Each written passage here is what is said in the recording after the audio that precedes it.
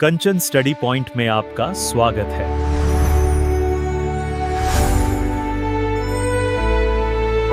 आज हम बात करने वाले हैं एक ऐसी शख्सियत की जिनकी उम्र तो महज 23 साल थी, लेकिन जिनकी विरासत वो आज भी उतनी ही दमदार है और उतनी ही विवादित भी। जी हाँ, हम बात कर रहे हैं भगत सिंह की। और उनकी पूरी कहानी को शायद उनका ये कोट सबसे अच्छे से बयां करता है। व्यक्तियों को कुचलकर वे विचारों को नहीं मार सकते। यही तो थी उनकी लड़ाई, विचारों की लड़ाई, जिसने उनके क्रांतिकारी रास्ते को एक नई दिशा दी। तो चलिए कहानी शुरू करते हैं साल 1928 से। ब्रिटिश शासित भारत में माहौल एकदम गरमाया हुआ था। चारों तरफ एक बेचैनी थी, एक तनाव था, और इसी उबलते माहौल ने एक क्रांतिकारी को, एक शहीद को जन्म दिया। अब देखिए कि हुआ क्या। अक्टूबर-नवंबर 1928, ये 2 महीने बहुत अहम थे। 30 अक्टूबर को लाहौर में साइमन कमीशन के खिलाफ एक शांतिपूर्ण मार्च निकला, जिसे लीड कर रहे थे लाला लाजपत राय। तभी पुलिस सुपरिटेंडेंट जेम्स स्कॉट ने लाठीचार्ज का ऑर्डर दे दिया। लालाजी को बहुत गंभीर चोटें आई और फिर 17 नवंबर को उनकी मृत्यु हो गई। बस यही वो पल था, वो चिंगारी थी जिसने भगत सिंह और उनके साथियों के दिलों में एक आग जला दी। लालाजी की मौत का बदला लेना था और ये जिम्मेदारी उठाई हिंदुस्तान सोशलिस्ट रिपब्लिकन एसोसिएशन यानी HSRA ने। भगत सिंह इसी के एक अहम लीडर थे। देखिए, ये संगठन सिर्फ अंग्रेजों से आज़ादी नहीं चाहता था, इनका सपना था एक समाजवादी भारत का। और अब बदला लेने के इसी संकल्प ने उन्हें कुछ बहुत बड़े और साहसी कदम उठाने पर मजबूर कर दिया। तो HSRA ने बगावत के लिए 2 रास्ते चुने, 2 ऐसे एक्शन लिए जो एक दूसरे से बिल्कुल अलग थे। और मजे की बात यह है कि दोनों का मकसद भी एकदम अलग था। एक तरफ थी सॉन्डर्स की हत्या दिसंबर 1928 में। असल में निशाना जेम्स स्कॉट था, लेकिन गलती से सॉन्डर्स मारा गया। इसका लक्ष्य साफ था, बदला।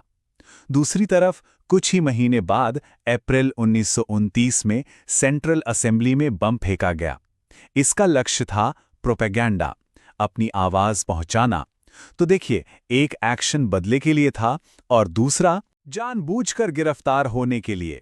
ये जो असेंबली में बम फेंका गया था ना, ये एक तरह का पॉलिटिकल थिएटर था। बम जानबूझकर खाली जगह पर फेंके गए थे। मकसद किसी को मारना था ही नहीं, उनका असली मकसद था बहरों को सुनाना। वो चाहते थे कि उन्हें गिरफ्तार किया जाए ताकि वो अदालत को ही अपना मंच बना सकें और अपने विचारों को पूरे देश तक पहुंचा सकें। और यहीं से भगत सिंह के मिशन का असली चैप्टर शुरू होता है। अब लड़ाई सड़कों पर गोलियों और बम से नहीं, बल्कि अदालत के कटघरे में विचारों और सिद्धांतों से लड़ी जानी थी। जेल पहुंचते ही एक और जंग शुरू हो गई, भूख हड़ताल। और ये लड़ाई सिर्फ अच्छे खाने या कपड़ों के लिए नहीं थी। नहीं, ये लड़ाई थी अपनी पहचान की, अपनी गरिमा की। उनकी मांग थी कि उन्हें आम अपराधियों की तरह ना ट्रीट किया जाए, बल्कि पॉलिटिकल प्रिजनर यानी राजनीतिक कैदी माना जाए। यह सभी भारतीय कैदियों के हक की लड़ाई थी। और ये भूख हड़ताल कितने दिन चली? 1-2 दिन नहीं, पूरे 116 दिन। जरा सोचिए, 116 दिन। ये उनके फौलादी इरादों को दिखाता है। इस हड़ताल ने पूरे देश का ध्यान खींचा और इसी दौरान उनके एक साथी जतिन दास शहीद हो गए। उनके लिए अपने सिद्धांत अपनी जान से भी प्यारे थे। इसका सबसे बड़ा सबूत तब मिला जब उनके पिता ने उनकी जान बचाने के लिए एक दया याचिका दायर कर दी। भगत सिंह ने जेल से उन्हें खत लिखा और साफ कहा कि इस याचिका को वापस ले लीजिए। हम मौत से डरते हैं, ये दिखाकर हमारे मकसद को कमजोर मत कीजिए। जेल की सलाखों के पीछे भी उनका पढ़ना, लिखना और सोचना जारी रहा। यहीं पर उनके समाजवादी और नास्तिक विचार और भी पक्के हुए। और इसी दौरान उन्होंने अपना मशहूर लेख लिखा, मैं नास्तिक क्यों हूं। इसमें उन्होंने साफ किया कि वो भगवान को इसलिए नहीं मानते क्योंकि वो अहंकारी हैं, बल्कि इसलिए क्योंकि उन्होंने तर्क और विवेक के आधार पर यह रास्ता चुना है। यह साबित करता है कि उनकी लड़ाई आखिर तक एक वैचारिक लड़ाई थी। अब हम कहानी के उस मोड़ पर आते हैं जहां भगत सिंह का जीवन तो खत्म हुआ, लेकिन उनकी कहानी हमेशा के लिए अमर हो गई और वो बन गए भारत के सबसे ताकतवर और शायद सबसे जटिल प्रतीकों में से एक।